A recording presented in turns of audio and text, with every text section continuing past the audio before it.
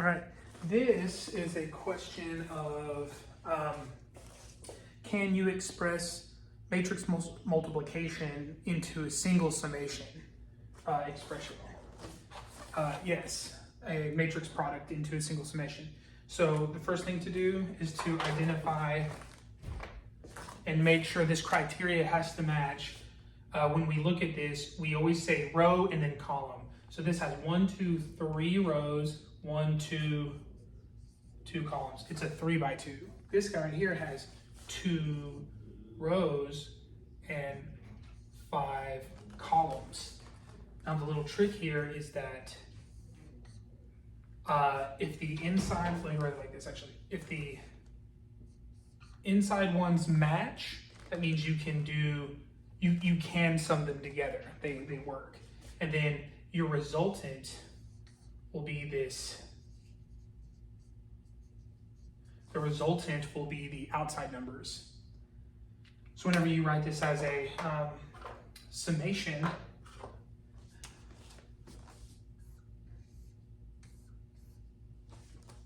though really it's kind of like the easiest way is to do it like a plug and play almost. Like, so you would have this matrix down here and you have your row and your column, your resultant part. So you'd have your 3 by 5 on the outside, and then in the inside here, you'll have some value of k counting up. And you'll always have this, well in this particular case, you'll always have this AI row and a k, whatever it's counting up, B, k, whatever it's counting up, and the row. Notice the similarities that this is row, your k value is what it's going to end up being, and then your j. And that fits right here, right? So what's kind of neat is this k always ends up being this number in the video, in the middle here. And we're starting at 1. We're starting at 1, and we're going up to 2. And that is actually your answer right there.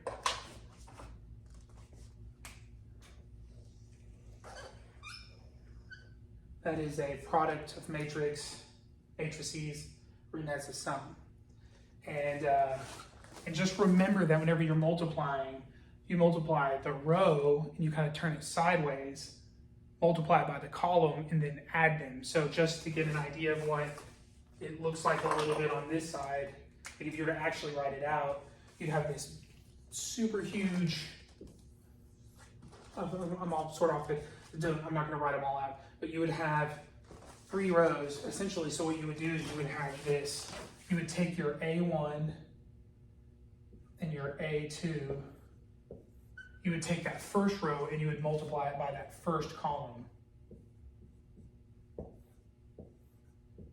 And then so if you did that, you would end up getting an A11, B11, A12, B21, and you add them together. So that first entry in the matrix is actually this entire A11, B11 plus A12, B21 is the very first entry. And if you come over here and you look at your summation, you can actually corroborate that.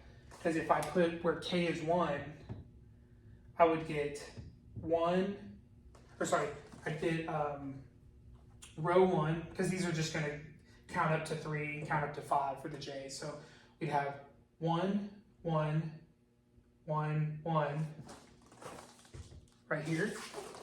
And then whenever k is 2, we'd get 1, 2, 2, 1, 1, 2, 2, 1, right? And then those 2 entries would be the first in this corner way up here. It'd be the first one, and then you would continue until you get to 2. So then the next entry would be this column multiplied, or this row multiplied by this second column, and that would be the second entry up here. The first entry entry, second entry, and on. It gets long. So there you go.